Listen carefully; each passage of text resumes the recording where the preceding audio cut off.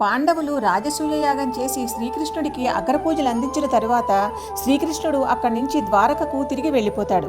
పాండవుల యొక్క అద్భుతమైన మయసభని, వారి వైభవాన్ని చూసి ఈర్ష్యతో రగిలిపోయిన దుర్యోధనుడు ధర్మరాజుని శకుని సహాయంతో మాయాజూదానికి ఆహ్వానించి పాండవుల రాజ్యాన్ని, సర్వ సంపదలని తన సొంతం చేసుకుని పాండవులు అరణ్యవాసానికి వెళ్లేలా చేస్తాడు. పాండవులు అరణ్యవాసంలో ఉండగా వారిని పరామర్శించడానికి వచ్చిన శ్రీకృష్ణుడు ఇలా అంటాడు ధర్మరాజుతో, ఒకవేళ నేను నీ దగ్గర ఉంటే ధృతరాష్ట్రాదులు నన్ను పిలవకపోయినా వచ్చి ఈ మాయాజూదాన్ని ఆపి ఉండేవాడిని. జూదం వల్ల ఎటువంటి దోషం ఉంటుందో, ఎటువంటి అనర్థాలు జరుగుతాయో వివరించేవాడిని. ఏదైనా తేడా వచ్చి ఉంటే నేను ఉండగా దుర్యోధనుడు మొదలైన వాళ్ళకి గట్టిగా బుద్ధి చెప్పేవాడిని అని. మరి అదే సమయంలో ద్రౌపదికి వస్త్రాపహరణం జరిగింది. కృష్ణుడు అక్కడ లేడు, కానీ ద్రౌపదిని రక్షించాడు. మరి ఇది ఎలా జరిగింది?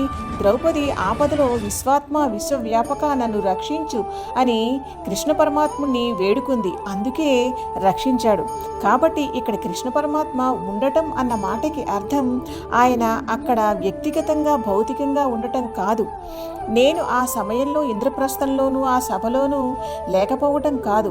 నేను నీ స్మరణలో లేను, నువ్వు నన్ను తలుచుకోలేదు, అందుకే నీ వివేకం సరిగ్గా పనిచేయలేదు అంటాడు కృష్ణ పరమాత్మ ధర్మరాజుతో. ఎంతటి అద్భుతమైన మాట కదా!